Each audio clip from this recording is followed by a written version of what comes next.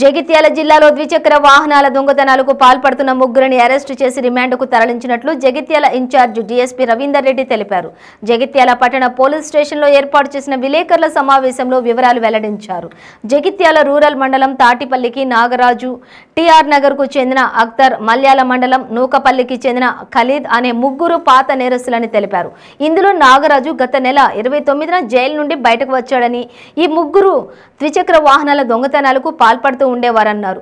జగిత్యాల పట్టణంలో తీన్ ఖాన్ వద్ద వాహనాల తనిఖీలో అనుమానాస్పద స్థితిలో పట్టుబడగా వారిని అదుపులోకి తీసుకుని విచారించగా వారు ఇచ్చిన సమాచారం మేరకు ఒక ఆటో, 6 ద్విచక్ర వాహనాలు స్వాధీనం చేసుకున్నామన్నారు.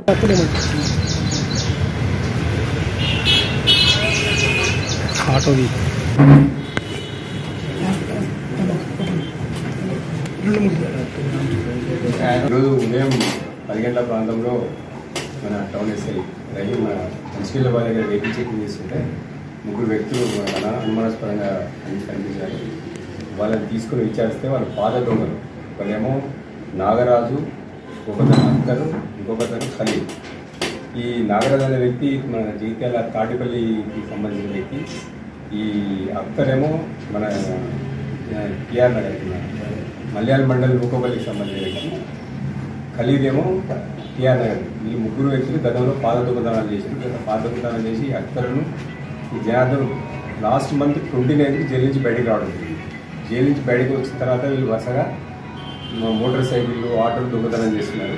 వీళ్ళని మనం అదుపులోకి తీసుకొని మనం ఇంట్రాగేషన్ చేస్తే ఇంట్రాగేషన్లో మనం ఒక ఆటో, 6 మోటార్ సైకిల్ రికవర్ చేయడం జరిగింది.